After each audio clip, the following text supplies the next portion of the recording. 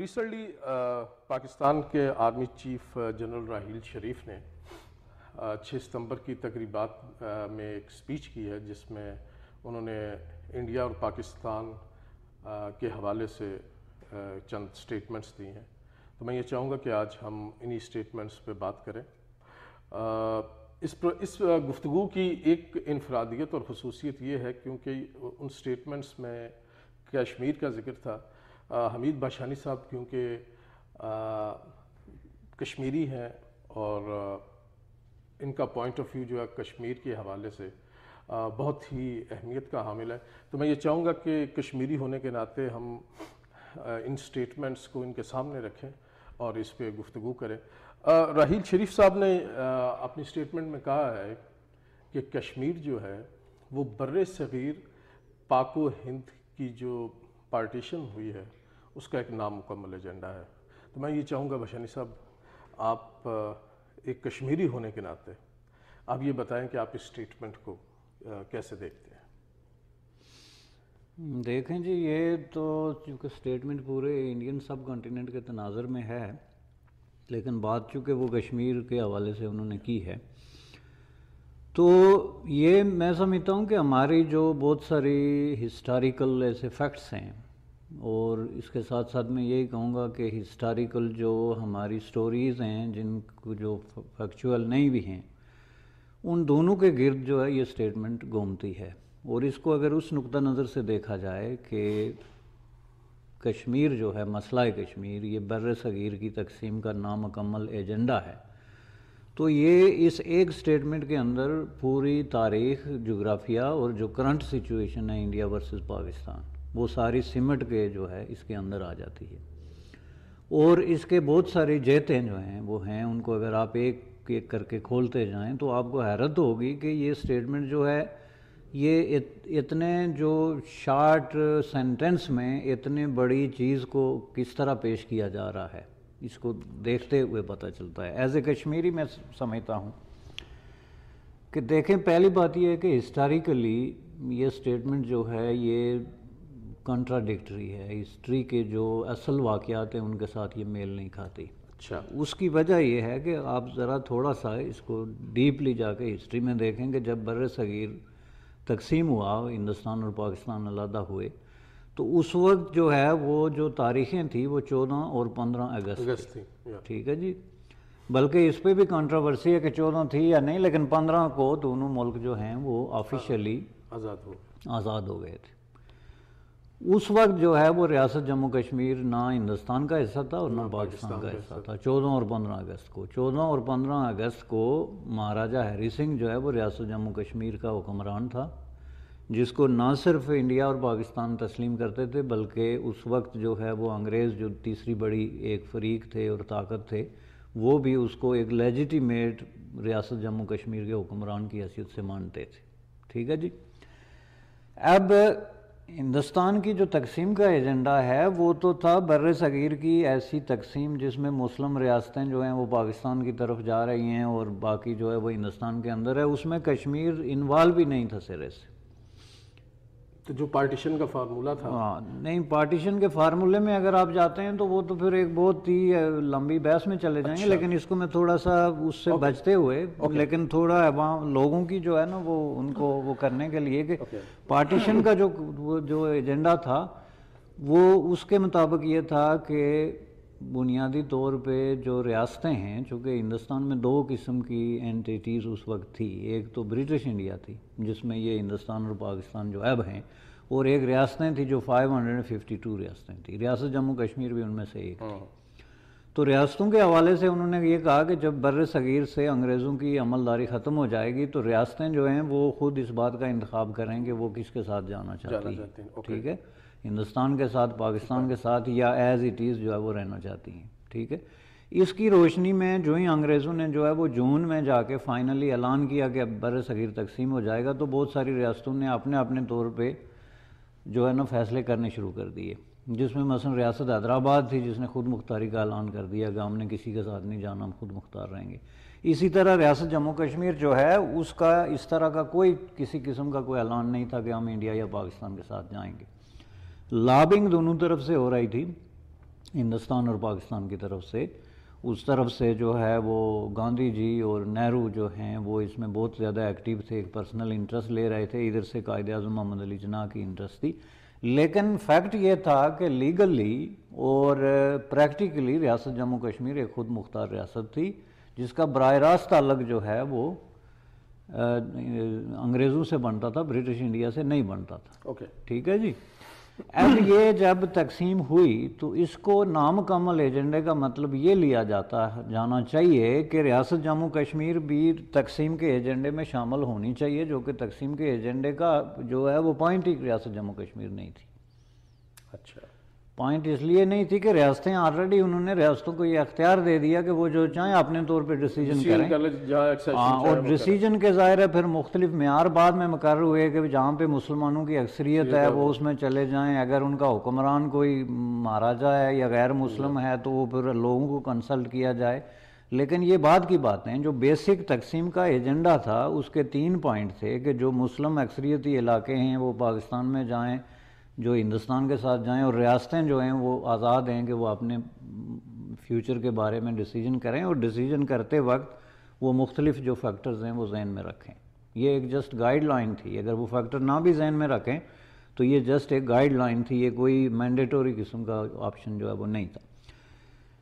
ایک بات یہ ہے جو میں آپ کو لیگلی جو کہتا ہوں. دوسرا جو پریکٹیکل پولیٹیکل سچویشن تھی, پہلی بات یہ ہے کہ اگر ریاست جموں کشمیر کی تقسیم جو ہے وہ بر صغیر کی تقسیم کا ایجنڈا ہوتا تو قائد اعظم محمد علی جناح جو ہیں وہ ریاست جموں کشمیر میں مسلم لیگ کی تنظیم کرتے. انہوں نے ریاست جموں کشمیر میں کبھی مسلم لیگ جو ہے وہ نہیں بنائی. ٹھیک ہے, اس لیے کہ ان کا بھی پوائنٹ آف ویو جو ہے وہ وہی تھا جو مہاراجہ ہری سنگھ کا تھا. اب آپ اس پہ حیران ہوں گے اور پاکستان میں بہت سارے دانشور اس پہ غصے سے لال پیلے ہو جاتے ہیں, لیکن میں آپ کو بتاتا ہوں کہ کیوں تھا. قائد اعظم محمد علی جناح جو ہیں ایک تو پریکٹس میں جو ان کی لا پریکٹس تھی, اور دوسرا اپنی پالیٹکس میں ہندوستان کے اندر جو ریاستیں تھیں پرنسلی اسٹیٹس جو آپ ان کو کہتے ہیں, ان میں سے بہت ساری ریاستوں کے وہ بطور وکیل بھی جو ہے وہ موجود رہے ہیں اور بطور ایک سیاسی پرسن کے وہ ان کی علیحدگی اور خود مختاری کی حمایت بھی کرتے رہے. اچھا, ٹھیک ہے. اب اس اسپیسیفک سچویشن میں مہاراجہ ہری سنگھ جو ہیں وہ چونکہ جو ریاستیں تھیں ان کی جو کونسل تھی پرنس جو تھے ریاستوں کے, ان کا بھی ایک بہت بڑا لیڈر سمجھا جاتا تھا, ان کو ریپرزینٹ کرتا تھا مہاراجہ ہری سنگھ. تو اس حوالے سے قائد اعظم کے ساتھ ان کا ایک خاص جو ہے وہ تعلق بنتا تھا, اور اس تعلق کو قائد اعظم محمد علی جناح نے آخر دم تک مہاراجہ کو چیلنج نہیں کیا. اچھا, کہ آپ جو ہے وہ پاکستان سے ہلاک کریں یا ہندوستان سے کریں یا آپ کو یہ کرنا چاہیے. اس کے برعکس آپ محمد علی جناح کی جتنی جو اس وقت کی پالیٹکس تھی اس میں آپ دیکھیں, پہلی بات یہ ہے کہ کچھ لوگ یہ کہتے ہیں جی کہ انہوں نے مسلم لیگ اس لیے نہیں بنائی کہ وہاں پہ جموں کشمیر مسلم کانفرنس تھی, تو چونکہ جموں کشمیر مسلم کانفرنس کی موجودگی میں وہ وہی بات کر رہی تھی جو کہ مسلم لیگ کر رہی ہے, اس لیے اس کی ضرورت نہیں تھی. یہ ایک بہت بڑا ہسٹوریکل مغالطہ ہے. اچھا, ایک بہت بڑا جھوٹ ہے. چونکہ جموں کشمیر مسلم کانفرنس جو ہے وہ بہت ہی ایک اوریجنل قسم کی ریاست جموں کشمیر کی ایک سیاسی پارٹی تھی جو کہ ہوم گرون ہے. ہاں, اس کا جو ہے نہیں ہوم گرون نہ بھی ہو اس کی میں آپ کو بتاتا ہوں, لیکن اس کا جو آل انڈیا مسلم لیگ کے ساتھ جو ہے وہ کوئی تعلق نہیں تھا. جیسے کہ یہ بہت آسانی سے سمجھی جانے والی بات ہے کہ اگر جموں کشمیر مسلم کانفرنس کا وہی ایجنڈا ہوتا جو آل انڈیا مسلم لیگ کا ہے, تو اگر ہندوستان کے پورے طول و عرض میں جہاں کہیں بھی مسلم پولیٹیکل ایکٹیوسٹ تھے وہ اگر آل انڈیا مسلم لیگ میں شامل ہو سکتے تھے, تو ریاست جموں کشمیر کے مسلمانوں کو ایسی کیا ضرورت پڑ گئی تھی کہ وہ اپنی جو ہے وہ جموں کشمیر مسلم کانفرنس الگ شناخت رکھتے, ظاہر ہے وہ مسلم لیگ ہی بناتے. لیکن یہ بات نہیں تھی, اس لیے کہ اس کے پیچھے ایک ہسٹوریکل جو ہے وہ پس منظر ہے. جب یہ جموں کشمیر مسلم کانفرنس بنائی گئی یا اس کے بنانے کی بات ہوئی تو اس وقت ریاست جموں کشمیر کے اندر جتنی پالیٹکس تھی وہ صرف ریاست کی حد تک محدود تھی, ان کا بر صغیر کی سیاست سے کوئی تعلق نہیں تھا. کہ یہ جو تقسیم کے نامکمل ایجنڈے کی کہ اس میں کشمیر بنیادی طور پہ ایجنڈے پہ تقسیم ہونے کے لیے تھا ہی نہیں، اور مسلم کانفرنس جو تھی ایک سیپریٹ اینٹی تھی بالکل، اور وہ اس طرح تھی کہ وہ وہاں کے لوکل جو پالیٹیشین تھے ان کا ایک لوکل پلیٹ فارم تھا جس کی سیاست کا بنیادی نقطہ یہ تھا کہ مہاراجہ ہری سنگھ سے ریاست جموں کشمیر کے عوام کے جائز حقوق مانگے جائیں، یہ تھا اس کا مطالبہ۔ جس طرح آل انڈیا مسلم لیگ کا ایک منشور تھا کہ انگریزوں کے ساتھ بہتر تعلقات قائم کیے جائیں، جیسا کہ پوائنٹ نمبر 1 ہے، ہندوستان کے مسلمانوں کو جگانے کے لیے، منظم کرنے کے لیے کردار، ایسے پوائنٹ بائی پوائنٹ۔ اسی طرح جو جموں کشمیر مسلم کانفرنس کا ایجنڈا پہلا یہ تھا کہ مہاراجہ ہری سنگھ سے جو ہے وہ ریاستی عوام کے حقوق کس طرح لیے جائیں۔ اب اس میں بہت سارے مسئلے تھے، زمینوں کے مسائل تھے، بنیادی انسانی حقوق کے مسائل تھے، ڈیموکریسی کے سارے ایشوز اس میں شامل تھے، لیکن اس میں سپریشن کہیں اس میں سپریشن اس لیے نہیں کہ اس وقت پوری جو ریاست جموں کشمیر کے عوام تھے وہ اپنے آپ کو ریاست کا ایک جو ہے وہ حصہ سمجھتے تھے، اور ان کی ساری جنگ جو ہے وہ اپنے حکمرانوں کے ساتھ اپنے حقوق کے لیے تھی۔ بر صغیر کے باقی لوگوں کے ساتھ ان کا تعلق یہ تھا کہ وہ پڑھنے لکھنے کے لیے مثلا لاہور آتے تھے پنجاب یونیورسٹی میں یا گورنمنٹ کالج میں، یا پھر وہ جاتے تھے یہ علی گڑھ میں، بہت سارے لوگ وہ پڑھ لکھ کے واپس ریاست میں آ جاتے تھے، لیکن کبھی بھی انہوں نے نہ تو بر صغیر کی جو مین سٹریم پالیٹکس ہے وہ جوائن کی، نہ کبھی انہوں نے اس طرح کی کسی پولیٹیکل پارٹی کا حصہ بنے۔ اور تیسرا یہ ہے کہ وہ جب ان علاقوں میں آتے تھے تو ان کو پتہ چلتا تھا کہ ہم بنیادی طور پہ لیگلی اور پریکٹیکلی ایک ڈیفرنٹ ریاست ہیں، چونکہ جب آپ لاہور سے واپس جاتے تھے تو کوالے سے آگے جانے کے لیے آپ کو اپنے شناختی کاغذات دکھانے پڑتے یا کوئی ٹریول ڈاکومنٹ ریاست میں، ہاں ریاست میں داخل ہونے کے لیے بالکل چیک پوسٹ ہوتی تھی کوالے پہ، جہاں پہ وہ چیک کرتے تھے کہ آپ کون ہیں، بے شک آپ کے پاس پاسپورٹ نہ ہو لیکن ایک آئیڈینٹیفیکیشن ضروری تھی کہ آپ کدھر جا رہے ہیں۔ یہی بات دوسری طرف تھی، تو وہ لوگ اپنے آپ کو اس ریاست کا حصہ سمجھتے تھے جو 1846 سے لے کے تو ایک خود مختار ریاست کے طور پہ وہاں پہ موجود تھی۔ یہ کوئی معمولی کوئی 10-20 سال نہیں بلکہ پوری ایک صدی کی ریاست تھی جو بنیادی طور پہ مہاراجہ گلاب سنگھ نے جو ہے وہ قائم کی، جو جموں کا ایک ڈوگرا حکمران تھا، اور اس کے بعد پھر نسل در نسل یہ چلتی رہی۔ اس دوران بر صغیر میں کیا ہوتا رہا، کون سی لڑائیاں ہوتی رہی، کس طرح کی تحریکیں چلتی رہی، اس سے بہت کم حد تک جو ہے وہ کشمیر کے لوگ واقف تھے۔ اس کی وجہ یہ کہ اس وقت کمیونیکیشن کے اس طرح کے ذرائع نہیں تھے، یا تو ایک مہینے بعد لاہور کا کوئی اخبار چلا جاتا تھا، یہ جو آپ کے بڑے بڑے اخبار مثلا زمیندار ہے، نہیں یہ بنیادی اس سے بھی پہلے کی میں بات کر رہا ہوں، یہ زمیندار وغیرہ یہ اس طرح کے اخبار جو ہیں ان کے کبھی کبھار 15-20 دن بعد ایک کاپی جاتی تھی۔ اس لیے ساری کی ساری پالیٹکس جو ہے وہ لوکل تھی۔ اس کی میں آپ کو دوسری مثال یہ دیتا ہوں کہ وہاں بھی جو پہلی باضابطہ پولیٹیکل پارٹی عوامی سطح پہ مرج ہوئی وہ تھی جموں کشمیر نیشنل کانفرنس، جو شیخ محمد عبداللہ جس کے لیڈر تھے۔ جب قائد اعظم محمد علی جناح جو ہے وہ کشمیر گئے تو انہوں نے ان دونوں کی جو ہے وہ اجلاس میں شرکت کی، جس سے یہ ثابت ہوتا ہے کہ قائد اعظم ذاتی طور پر کشمیر کی پالیٹکس میں نیوٹرل تھے۔ وہ اگر جموں کشمیر مسلم کانفرنس کو مسلم لیگ کا حصہ سمجھتے تو ظاہر ہے نیشنل کانفرنس کے کنونشن میں نہ جاتے، حالانکہ شیخ محمد عبداللہ نے اسی کنونشن میں قائد اعظم کے حوالے سے بڑی سخت قسم کی تقریر کی، چونکہ اس سے پہلے قائد اعظم نے سری نگر میں ایک جگہ خطاب میں کچھ ایسی بات کی تھی کہ جی بر صغیر کے مسلمانوں کا مسئلہ انہوں نے چھیڑا۔ تو شیخ صاحب چونکہ اس معاملے میں بہت زیادہ سینسیٹیو تھے کہ ریاست جموں کشمیر کے اندر ہندو، مسلم، عیسائی، سکھ، ڈوگرا سب ایک لو ہے مل جل کے رہنے والے لوگ ہیں، ان کا ایک ہسٹوریکل جو ہے وہ بیک گراؤنڈ ہے، تو ان کے اندر اس طرح کی کسی چیز کی جو ہے وہ گنجائش نہیں کہ آپ مذہبی بنیادوں پہ کوئی وہ بات کریں۔ لیکن اس کے باوجود قائد اعظم جو ہے وہ دونوں میں شریک ہوئے۔ یہ الگ بات ہے کہ دونوں پلیٹ فارمز پہ انہوں نے اپنی جو ان کا کلیشے تھا ہندو مسلم اتحاد کا، کیا کہتے ہیں مسلمانوں کے اتحاد کا، وہ انہوں نے دہرایا۔ وہ انہوں نے نیشنل کانفرنس کے لوگوں کو بھی یہی مشورہ دیا کہ آپ ریاست جموں کشمیر کے مسلمان متحد ہوں اگر آپ کو حقوق چاہیے، اور وہ مسلم کانفرنس کو بھی انہوں نے کہا۔ اس کے باوجود آپ ایک ڈاکومنٹری پروف نہیں دے سکتے کسی بھی حوالے سے قائد اعظم کی جنہوں نے بایوگرافی لکھی یا ان کی جو پولیٹیکل سٹرگل کو کسی نے ڈاکومنٹ کیا، اس میں ایک لفظ آپ نہیں بتا سکتے کہ انہوں نے جموں کشمیر مسلم کانفرنس کو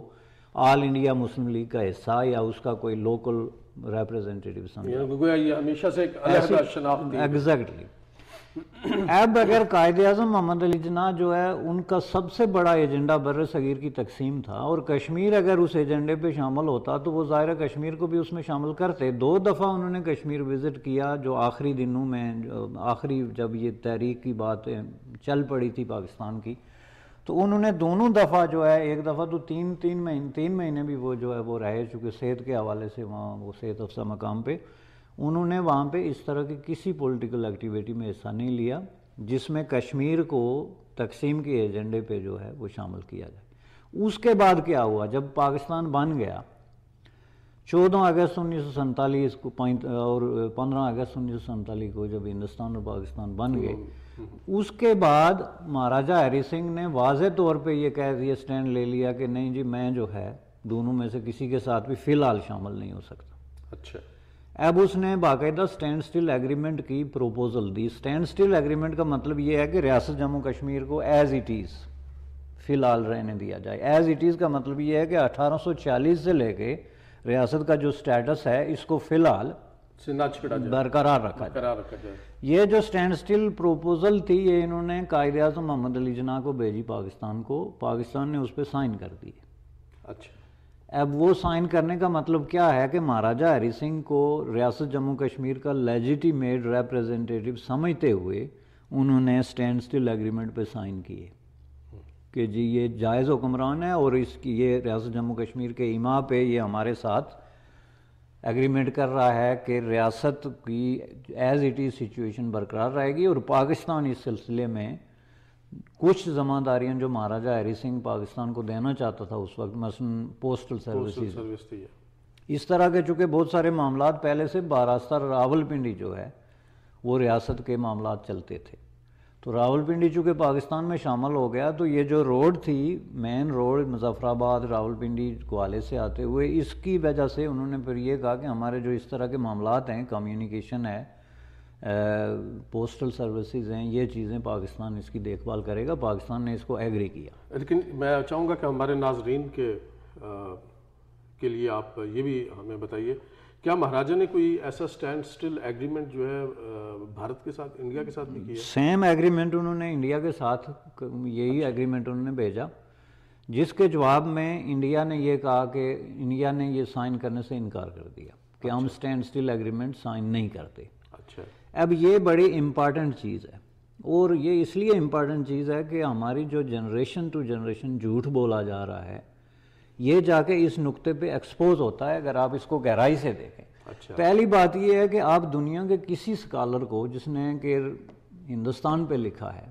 اس سے یہ پوچھیں کہ آل انڈیا مسلم لیگ کا آفیشیل سٹینڈ ریاستوں کے بارے میں کیا تھا. ایک ہوتا ہے نا آفیشیل سٹینڈ، آل انڈیا مسلم لیگ کا آفیشیل سٹینڈ ریاستوں کے بارے میں یہ تھا کہ ریاستیں اگر چاہیں تو وہ خود مختار رہ سکتی ہیں. یعنی جہاں جہاں ریاستیں خود مختاری کی بات کرتی تھی مسلم لیگ اس کی سپورٹ کرتی تھی. اچھا. 2-3 ریاستوں نے جو ایسی کوشش کی، مثلا ریاست حیدرآباد،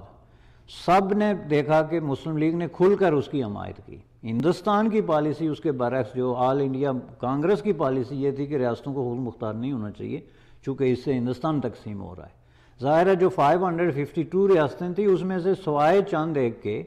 باقی ساری کی ساری ہندوستان کے ساتھ شامل ہونے کے لیے تیار تھی. اس لیے ایک پریکٹیکلی ایک جو پریگمیٹک پالیٹکس ہے اس میں ہندوستان کی یہ کوشش تھی کہ ریاستیں جو ہیں ان کو خود مختاری کا آپشن نہ لیں بلکہ وہ ہندوستان میں شامل ہوں. جبکہ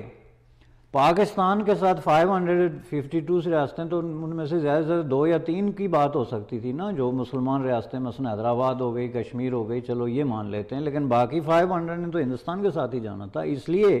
قائد اعظم کی یہ پریکٹیکل اپروچ تھی کہ ریاستوں کی خود مختاری کو اس کو انکریج کیا جائے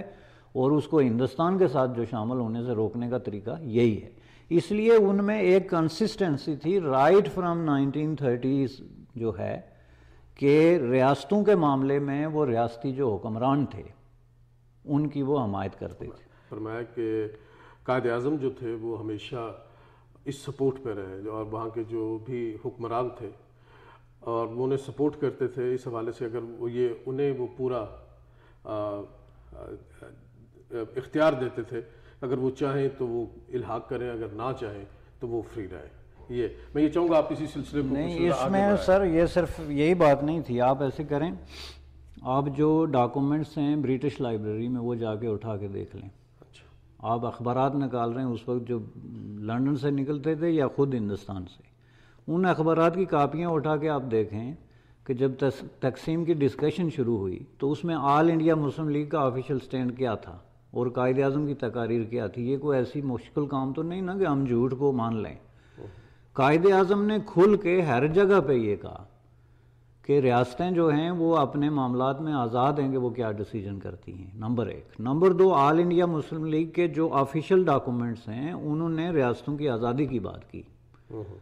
جس کا میں نے پہلے وضاحت کی کہ یہ ایک پولیٹیکل اپروچ بنتی تھی کہ اس طرح سے ہندوستان کے اندر کئی ریاستیں جو ہیں, جس طرح پاکستان بن رہا ہے اس طرح کہیں اور ریاستیں بن سکتی ہیں.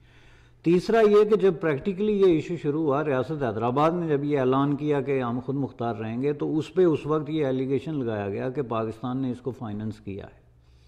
اور پتہ نہیں کتنے کروڑ روپے اس وقت جو ہیں وہ, اس وقت یہ بات پریس میں آئی تھی کہ پاکستان نے ریاست حیدرآباد کے جو ناظم تھا اس کو دیے کہ تم خود مختاری کا اعلان کرو. یہ ساری چیزیں جو ہیں یہ کبھی سامنے آئی نہیں کہ اس وقت ہو کیا رہا تھا.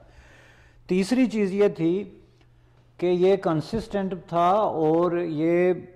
میچ کرتا تھا قائد اعظم کی پالیسیز کے ساتھ. چونکہ قائد اعظم جو مسلم لیگ ورسز کانگریس کی پالیسی کیا تھی کہ کانگریس کی پالیسی تو یہ تھی کہ یہ جتنے راجے مہاراجے ریاستیں راجواڑے جاگیرداری ان کو ختم کر کے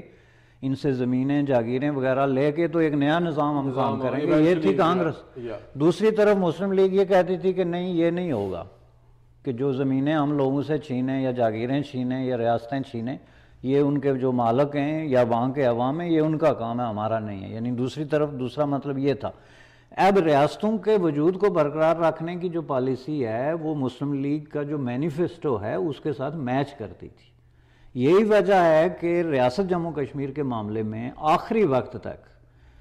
قائد اعظم محمد علی جناح جو ہیں وہ مہاراجہ ہری سنگھ کے بارے میں پور امید رہے کہ مہاراجہ ہری سنگھ اگر خود مختار نہیں رہے گا تو پاکستان کے ساتھ ہلاک کرے گا, ہندوستان کے ساتھ نہیں جائے گا. اس کی وجہ یہ تھی کہ مہاراجہ ہری سنگھ بھی ظاہر ہے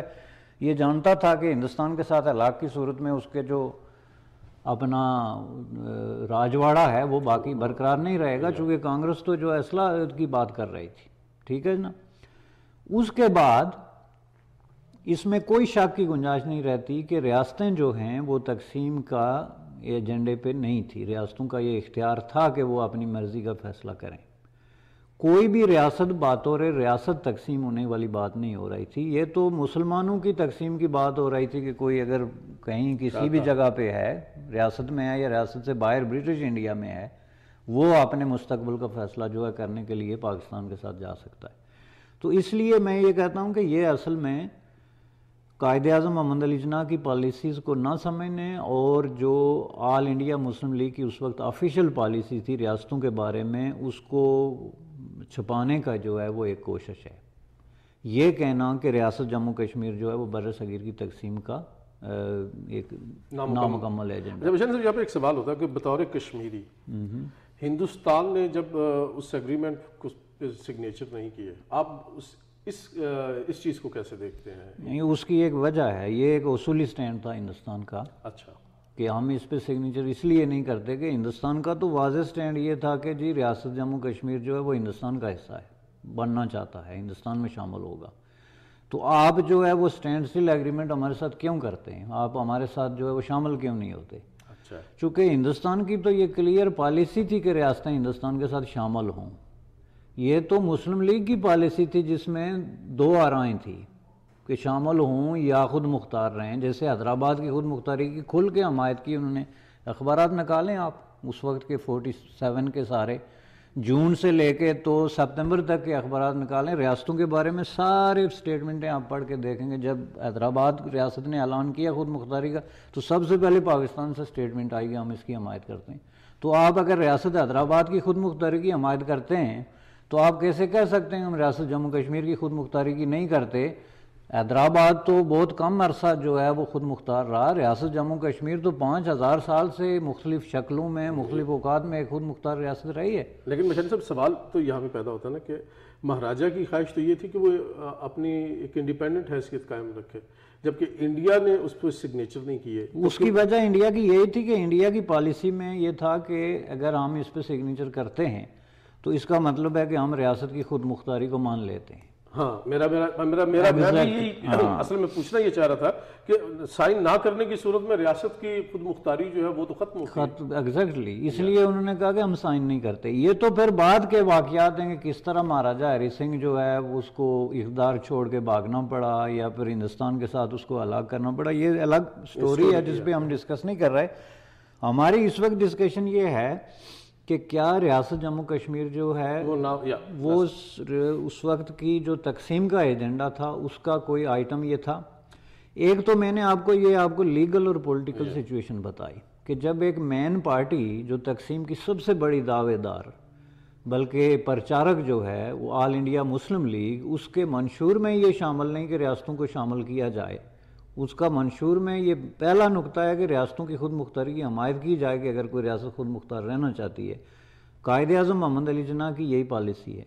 اس کے بعد جو لیگل سچویشن میں نے آپ کو بتا دی کہ جب برٹش انڈیا ختم ہو رہا تھا برطانوی راج ہندوستان سے، تو انہوں نے کہا کہ جب یہ عملداری ہماری ختم ہو جائے گی تو ریاستوں کو لیگلی یہ اختیار ہے کہ وہ اپنے مستقبل کا فیصلہ خود کریں۔ اس کے بعد پریکٹیکل سچویشن میں نے آپ کو بتائی۔ پریکٹیکل سچویشن اس میں مزید امپارٹنٹ چیز یہ ہے کہ ریاست کے اندر جو ہندو مسلم اور یہ پنڈت اور ڈوگرا اور اس طرح کی وہاں پہ جو مذاہب تھے ان کے درمیان بہت زیادہ ہم آہنگی تھی۔ یہ ایسے نہیں تھا جیسے باقی بر صغیر میں تھا۔ چلو بر صغیر میں ہندو مسلمان بہت زیادہ مل جل کے رہتے تھے، پھر بھی ان کے درمیان ایک تھوڑا سا ڈیفرنس رہتا تھا، لیکن ریاست کے اندر ایسی کوئی بات نہیں تھی۔ وہ ایک انکلوژن کا تصور موجود وہ تصور کیوں موجود تھا؟ ایک تو یہ ہے کہ ریاست کے اندر جو اسلام کی شکل ایک ٹوٹلی ڈیفرنٹ تھی، وہ بہت زیادہ ایک صوفیاء کرام کا جو ہے وہ ایک اسپریچل قسم کا اسلام تھا۔ دوسرا یہ تھا کہ وہاں پہ جو پنڈت لوگ تھے، ہندو لوگ تھے، وہ زیادہ تر ٹیچر تھے یا اس طرح کے پیشوں سے وابستہ تھے جس سے وہ لوکل پاپولیشن کی سمجھ لیں ایک طرح کی گائیڈنس، ایک گائیڈ کا رول جو ہے وہ پلے کرتے تھے۔ پھر صدیوں سے ان کے درمیان ایک ثقافتی اور ایک طرح کا ملاپ جو ہے نا تہذیبی سماجی موجود تھا، تو ان کے اندر اس طرح کوئی کنٹراڈکشن نہیں تھا جس طرح کے باقی کنٹراڈکشن بنا کے پیش کیے جاتے ہیں، اس لیے یہ کوئی کوسچن تھا ہی نہیں۔ یہی وجہ ہے کہ وہاں پہ جب یہ جموں کشمیر نیشنل کانفرنس جو ہے شیخ عبداللہ کی قیادت میں یہ ایک بطور ماس پارٹی کے ابھر کے سامنے آئی، تو اس میں بڑی تعداد میں جو ہے وہ ہندو، سکھ اور دوسرے جو ہے ایکٹیوسٹ تھے، باقاعدہ جو آگے فرنٹ لائن پہ لیڈر تھے وہ دوسرے مذاہب کے لوگ بھی تھے، صرف مسلمان نہیں تھے۔ اور اس کے بعد اس پارٹی نے، جو اس وقت کی آپ نمائندہ پارٹی کہہ سکتے ہیں ہر اعتبار سے، انہوں نے بنیادی طور پہ تقسیم کے ایجنڈے کو کبھی قبول نہیں کیا۔ نیشنل کانفرنس جو ہے اس کی اس وقت میں 1947 اور اس سے پہلے کی بات کر رہا ہوں، اس وقت اس کی نمائندہ حیثیت کو کوئی چیلنج نہیں کر سکتا تھا، اور نہ کوئی اس بات کو چیلنج کر سکتا تھا کہ اس وقت ریاست کا سب سے پاپولر لیڈر جو ہے وہ شیخ محمد عبداللہ تھا۔ یہ دونوں جو ہیں، پارٹی بھی اور اس کا لیڈر بھی، وہ ان کے ایجنڈے پہ کہیں بھی یہ شامل نہیں تھا کہ کشمیر کی تقسیم کے بارے میں بھی سوچا جا سکتا ہے یا بر صغیر کی تقسیم کی صورت میں کشمیر کو ان دونوں میں سے کسی ایک کے ساتھ جانے کا فیصلہ کرنا پڑے گا۔ ٹھیک ہے جی۔ اب جب یہ ہندوستان اور پاکستان الگ ہو گئے 47 میں، ایک دوسرے سے الگ ہونے کے بعد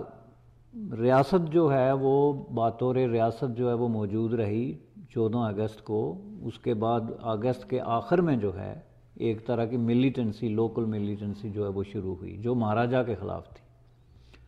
جو بعد میں بڑھتے بڑھتے پھر اس طرح کے واقعات ہوئے کہ کشمیر جو ہے وہ تقسیم ہوا۔ اب اس کو آپ بر صغیر کی تقسیم سے کسی طریقے سے بھی جوڑ نہیں سکتے۔ سب اس پہ آپ نے جو ہے بہت سے راسل آج ہمارے 3 سیگمنٹس اس موضوع پہ سب نے صرف کیے۔ میں یہ چاہوں گا کہ ایک حصہ اور تھا جنرل راحیل شریف صاحب کی اسپیچ کا، جس میں انہوں نے کہا کہ اب وقت آ گیا ہے کہ کشمیر کی آزادی کا جو ہے نا وہ وقت آ گیا ہے، اور اسے جو ہے اقوام متحدہ کی جو قراردادیں اس کے مطابق اس کا حل ہونا چاہیے. تو میں یہ چاہوں گا کہ آپ بطور کشمیری اس پہ بھی بات کریں کہ ایسی کیا آپ کو بطور کشمیری آپ کو ایسا لگتا ہے کہ وہ وقت اب بہت قریب ہے کہ جب کشمیر کا کوئی فیصلہ جو ہے وہ ہو جائے گا؟ دیکھیں جی، پہلی بات یہ ہے کہ یہ جو سٹیٹمنٹ ہے کہ اب وقت آ گیا ہے کہ کشمیر کا مسئلہ جو ہے اقوام متحدہ کی قراردادوں کی روشنی میں حل ہو، یہ جو سٹیٹمنٹ ہے جیسا کہ میں نے وہ پہلے ایجنڈے کے حوالے سے کہا تھا، یہ بالکل اسی طرح کی چیز ہے. آپ کو میں چیلنج کرتا ہوں، کسی بھی اسکالر کو جو انڈین سب کانٹیننٹ کے ایشوز پہ کسی طرح کی کوئی ریسرچ کرتا ہے یا کوئی اس کی نالج ہے، وہ جا کے کسی لائبریری میں بیٹھ جائے پاکستان کی، وہاں سے آپ جا کے اخبارات نکالیں 1947 سے لے کے تو آج تک کے. ٹھیک ہے جی، 47 سے لے کے تو 50 تک ممکن ہے تھوڑے سے بیانات مختلف ہوئے ہوں، چونکہ 47-48 میں تو جو کشمیر کے اندر لڑائی کی ایک کیفیت تھی، اس کے بعد کوئی حالات وہ ہوتے ہوتے 50 سے لے کے آج تک آپ مجھے کوئی کسی ہفتے کا ایسا اخبار بتا دیں جس میں پاکستان کے کسی لیڈر نے یہ بیان نہ دیا ہو، اور اس بیان کے 2 الفاظ، کاما، فل سٹاپ، اور اگر کوئی چیز بدل جائے تو آپ میری جو سزا آپ مجھے بتائیں. اس میں کیا ہے جی، اب وقت آ گیا ہے کہ ریاست جموں کشمیر جو ہے کہ عوام کو آزادی دی جائے. یہ تو بالکل ایک ایسے ہے جیسے ہم کہتے ہیں آج موسم کیسا ہے. کینیڈا میں کوئی بھی آپ کو ملے گا کسی بھی چوک میں کھڑے اجنبی بھی تو کہے گا یار یہ موسم کوئی ٹھیک نہیں ہے، بے شک گرم ہو یا سرد ہو، ہمیشہ یہاں کینیڈین کا یہ بن گیا کہ موسم کی کمپلین کرتے ہیں. اسی طرح کشمیر کا وہ ایک رواج بن گیا کہ ہر لیڈر جو ہے وہ ہر ہفتے یہ بیان دے گا کہ اب وقت آ گیا ہے کہ کشمیر جو ہے اس کو آزاد ہونا چاہیے. ایک اور دوسرا جو اس کے ساتھ ساتھ جو ممکن ہے صفحہ نمبر 2, 3 یا 4 پہ ہوگا، وہ یہ ہوگا کہ کشمیریوں کو ہندوستان زیادہ عرصہ تک دبا کر نہیں رکھ سکتا. اب جو ہے وہ وقت آ گیا ہے کہ کشمیریوں کو غلامی کی زنجیروں سے آزاد کرایا جائے. جو چھوٹے چھوٹے لیڈروں کا وہ تو ایک لمبے سلسلہ، اس میں سے آپ کوئی اخبار میں دیکھ لیں. اب ان 50 سالوں میں آپ مجھے یہ 50 سال سے بھی زیادہ عرصہ ہو گیا، ٹوٹل تو 60 سے اوپر ہو گیا. اس عرصے میں کچھ بھی نہیں تو آپ اس کو ضرب دے کے دیکھیں کہ اگر 365 ڈیز میں سے چھٹیاں وغیرہ نکال کے اگر آپ 300 ڈیز ہی کر لیں ایک سال کے، جس میں اخبارات باقاعدگی سے نکلتے رہے، اور اس میں سے ہر ہفتے جو ہے وہ اگر اس طرح کی ایک سٹیٹمنٹ آتی رہی ہے، اور وہ سٹیٹمنٹ کوئی ایسے ویسے کوئی ترجمان کی طرف سے یا کچھ نہیں، جو آپ کے جو اقتدار کا میکانزم ہے اس کے سب سے ٹاپ کا آدمی دیتا رہا ہے. آپ جو ہے وہ ایوب خان سے جا کے شروع کریں کہ ایوب خان نے اپنے دور اقتدار میں کس تسلسل کے ساتھ بلا ناغا ہر ہفتے جو ہے وہ کشمیر پہ کس طرح کی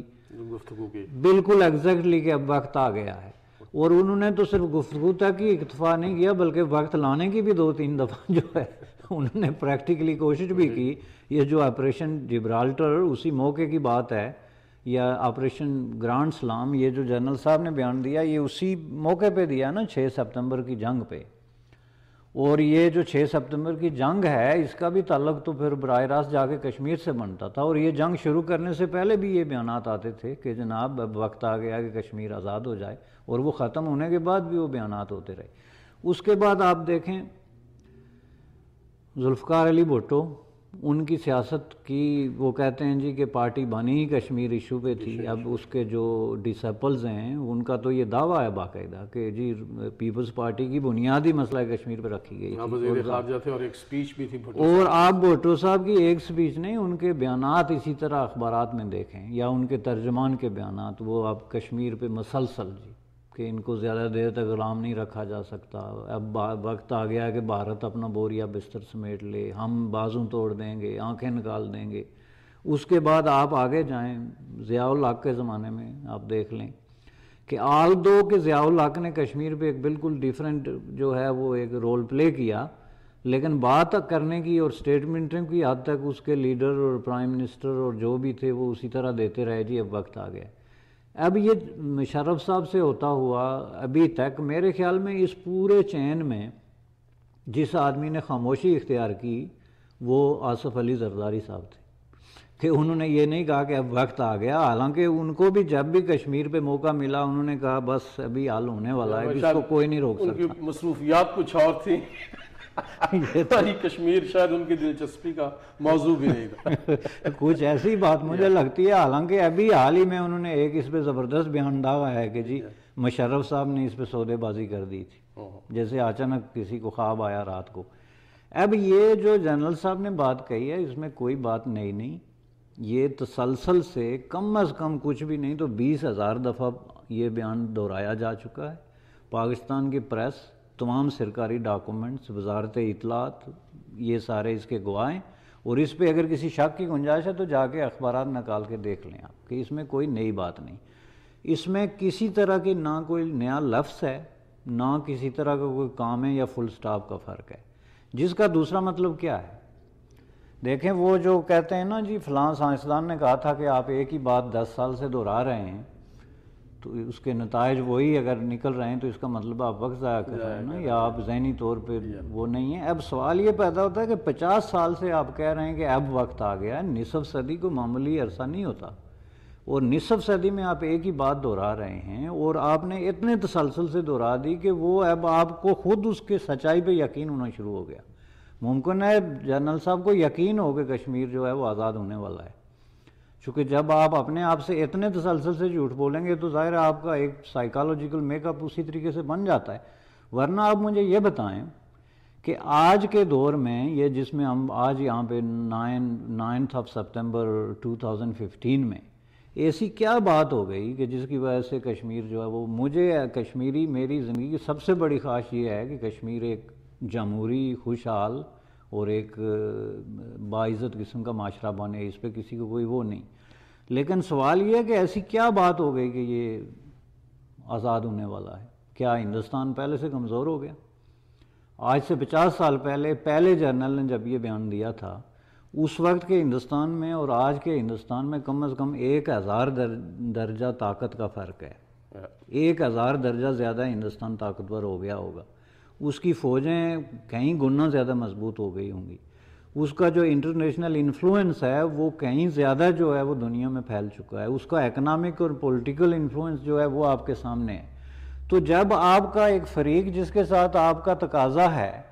وہ اس وقت کی نسبت 50 گنا زیادہ مضبوط ہو گیا تو آپ پھر وہی بات دہرا رہے ہیں کہ جی اب وقت آ گیا ہے اور پھر آگے بڑھتے جا رہے ہیں وقت آ گیا۔ یہ عوام کو بیوقوف بنانے والی بات ہے۔ پاکستان کے عوام کے ساتھ جس تسلسل کے ساتھ پاکستان کے حکمران طبقات نے جھوٹ بولا ہے اور اتنے بڑے بڑے مجموع میں، اس سے یہ اندازہ ہوتا ہے کہ آپ یہ دیکھیں کہ اخلاقی جو دیوالیہ پن ہے ہماری لیڈرشپ کا، یہ اس کا اظہار ہوتا ہے کہ ایک چیز جب آن دا ریکارڈ ہے، کیا اس ملک میں یہاں کوئی لیڈر اس طرح کے مسلسل جھوٹ بولنے کے بعد ایز اے لیڈر سروائیو کر سکتا ہے کسی بھی معذب ملک میں؟ کیا یہ پاسبل ہے؟ ظاہر ہے لوگ پوچھتے ہیں، پریس پوچھتی ہے۔ اب انہی جنرل صاحب سے کوئی یہ پوچھے کہ جی اب آپ نے تو کہا تھا کہ یہ تو اب وقت آ گیا کہ کشمیر آزاد ہو جائے اقوام متحدہ کی قراردادوں کی روشنی میں، تو وہ کیا ہوا؟ اگلے سال یہ کوئی سوال کسی صحافی کے ذہن میں ہو تو اس کا کیا جواب ہوگا؟ میں یہ سمجھتا ہوں کہ اب یہ ایک ایسا وقت ہے کہ اس میں اگر پاکستان، اور یہ بات آپ لکھ کے رکھ لیں کہ اس وقت اگر پاکستان مسئلہ کشمیر کو یونائٹڈ نیشن میں اٹھائے گا تو یہ مسئلہ ہی ہمیشہ کے لیے ختم ہو جائے گا۔ اس کی وجہ یہ ہے کہ اس وقت جو ہے پاکستان انٹرنیشنل جو پالیٹکس ہے اور جو انفلوئنس ہے اس میں سب سے اس کا گراف جو ہے وہ لوئسٹ لیول پہ ہے۔ اس وقت ہندوستان کا گراف جو ہے وہ کہیں زیادہ اونچا ہے۔ ہندوستان پوری دنیا کو اس وقت کسی نہ کسی طریقے سے انفلوئنس کرتا ہے، کسی کو بزنس کے حوالے سے، کسی کو اکنامی کے حوالے سے، کسی کو کسی اور تعلق کے حوالے سے۔ پاکستان تو اس وقت جو ہے وہ ڈیفینسو ہے، آپ پہ انٹرنیشنلی ٹیررزم کے چارجز ہیں، اکانومی کے حوالے سے آپ کے جو سچویشن ہے وہ آپ کے سامنے ہے، ملک میں سٹیبلٹی اور پولیٹیکل جو ایک سٹینڈنگ ہوتی ہے وہ آپ کے سامنے ہے۔ تو یہ آپ کن کیلکولیشنز کی بنیاد پہ آپ یہ مسئلہ جو ہے وہ اٹھائیں گے؟ تو آپ مجھے 3 اور کوئی ملک بتا دیں گے جو آپ کی حمایت میں ہاتھ کھڑا کریں گے؟ کوئی 3 ملک بتا دیں مجھے تو کوئی ایک ملک بھی ایسا نہیں لگتا کہ اگر آپ یہ ایشو اٹھائیں گے یونائٹڈ نیشن میں تو وہ آپ کے ساتھ کوئی 3 ایسے ملک ہوں گے جو کھڑے ہو کے کہیں گے کہ یہ بات درست ہے جی، ہندوستان کو جو ہے کشمیر سے نکل جانا چاہیے۔ میں یہ سمجھتا ہوں کہ یہ بہت ہی امیچور قسم کی بات ہے، اور اس میں انٹرنیشنل ڈپلومیسی، طاقت کا توازن اور جو تقاضے ہوتے ہیں اس کو بالکل اگنور کر کے وہ جو وشفل قسم کی تھنکنگ جس کو آپ کہتے ہیں، یہ وشفل تھنکنگ سے زیادہ نہیں ہے۔ اچھا بشانی صاحب، کیونکہ پروگرام کا وقت ختم ہونے کے قریب ہے، میں یہ چاہوں گا کہ ہم ڈیبیٹ کو سم اپ کرنے سے پہلے بڑا ایک وہ جس کا اس سوال کا اس دانشوری سے، اس سیاسیات سے کوئی تعلق نہیں، یہ بالکل ایک انسانی سطح پہ جو ہے نا، اور انسانی حوالے سے میرا ایک سوال ہے آپ سے، کیونکہ آپ کشمیری ہیں، بطور کشمیری آپ کے نزدیک اس ایشو کا سب سے ریزنیبل حل جو ہے وہ کیا ہو سکتا ہے؟ دیکھیں جی، یہ تو ہم 1000 بار انہی محفلوں میں اس پہ گفتگو کر چکے ہیں کہ ریاست جموں کشمیر کے عوام کا جو سیلف رول کا کانسیپٹ ہے نا جی، پرنسپل ہے، اس کو تسلیم کیے بغیر اس مسئلے کا کوئی حل نہیں۔ سیلف رول کا مطلب یہ ہے کہ میں جس دھرتی کے جس کونے سے اور جس جگہ سے تعلق رکھتا ہوں اس کے بارے میں ڈیسیجن کرنے کا اختیار میرے علاوہ کسی کو نہیں ہونا چاہیے۔ اوکے، خواہ وہ کوئی کتنی بڑی فوج رکھتا ہے، کتنی بڑی طاقت رکھتا ہے، کتنی بڑی معیشت ہے اس کی، لیکن کسی بھی دھرتی کے اصل وارث وہی لوگ ہوتے ہیں جو اس دھرتی پہ رہتے ہیں، جو اس دھرتی کی تاریخ سے، اس دھرتی کی ثقافت سے، اس دھرتی کی تہذیب سے جن کا تعلق ہوتا ہے، اور وہی ہوتے ہیں جو انہوں نے ڈیسیجن کرنا ہوتا ہے۔ آپ کون ہوتے ہیں کہ آپ جا کے ریاست جموں کشمیر کے عوام کو 3 4 5 ایڈمنسٹریشنز میں تقسیم کر کے تو درمیان میں کھڑے ہو جائیں اور اس طرح کی پیشن گوئیاں شروع کر دیں جی ہاں جی کشمیر کا یہ فیصلہ ہوگا، وہ فیصلہ ہوگا؟ آپ کشمیر کے عوام سے تو ایک دفعہ تو ان کو کنسلٹ کریں۔ جعلی قسم کے 2 نمبر لیڈر آپ وہاں پہ پیدا کر کے اور ان کے بھی آپ پہ آپ یہ سمجھ رہے ہیں کہ یہی کشمیر کی آواز ہے، تو ایسی کوئی بات نہیں ہے۔ جب تک وہاں کشمیر کی اصل آواز کو آپ اسس نہیں کریں گے، ان کو اس بات کا موقع نہیں دیں گے کہ وہ ایک ڈیموکریٹک پروسیس میں جو ہے ایک یونائٹڈ طریقے سے اپنی بات جو ہے وہ پیش کریں کہ ٹھیک ہے جی یہ ہمارا مسئلہ ہے اور یہ اس کا سلوشن ہے، اس کے علاوہ ہمیں کوئی حل قبول نہیں، اس وقت تک اس کا کوئی حل نہیں۔ چونکہ آج تک جتنے حل وہاں پہ کیے جا رہے ہیں وہ امپوز کیے جا رہے ہیں انڈیا اور پاکستان کی طرف سے، ایک حل بھی کشمیری اورینٹڈ حل نہیں ہے۔ یعنی آپ جیسا آپ نے کہا، کیونکہ پروگرام کا وقت ختم ہو گیا ہے، مجھے ریپ اپ کرنا ہے اسے کہ کشمیریوں کو سیلف رول کا جو ہے حق جو ہے وہ انہیں ملنا چاہیے۔ بہت بہت شکریہ ناظرین، آپ نے ڈیبیٹ سنی، پروگرام کا وقت ختم ہوا جاتا ہے۔ اس پروگرام پہ ہمیں فیڈ بیک ضرور بھیجیے گا۔ میں ساحر لدھیانوی کی ایک شعر کے ساتھ آج کی گفتگو، آج کے پروگرام کو سم اپ کرتا ہوں۔ ساحر لدھیانوی کہتے ہیں کہ انقلابات دہر کی بنیاد، حق جو حقدار تک نہیں پہنچا۔